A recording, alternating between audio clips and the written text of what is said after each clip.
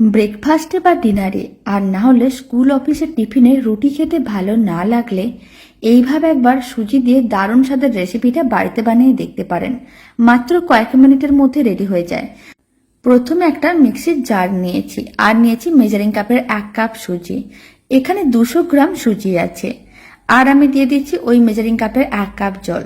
জল কিন্তু অনেকটাই প্রয়োজন। প্রথমে 1 কাপ জল দিয়ে দিলাম, তারপর খুব ভালো করে পেস্ট করে নিতে হবে। খুব ভালো করে সুজিটা পেস্ট করে নিয়েছিলাম।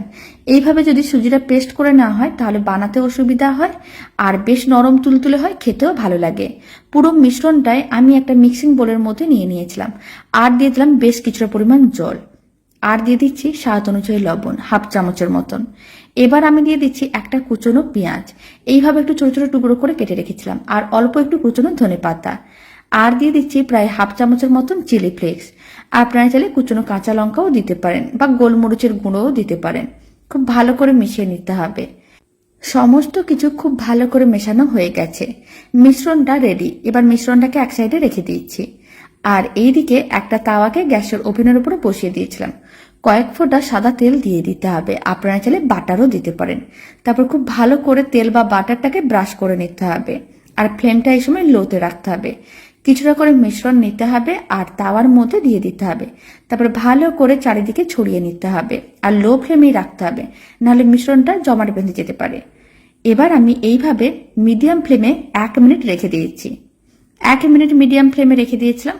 ওপরের অংশটা শুকনো ভাব চলে এসেছে। তখন ফ্লেমটা মিডিয়াম টু হাইতে করে দিতে হবে আর দুদিকই হালকা লাল করে ভেজে নিতে হবে। খুব বেশি টাইমের প্রয়োজন পড়বে না। আরও 1 মিনিট উল্টে পাল্টে নিয়েছিলাম। এবার আমি চিজ নিয়েছি। চিজটাকে এইভাবে গ্রেট করে দিয়ে দিচ্ছি।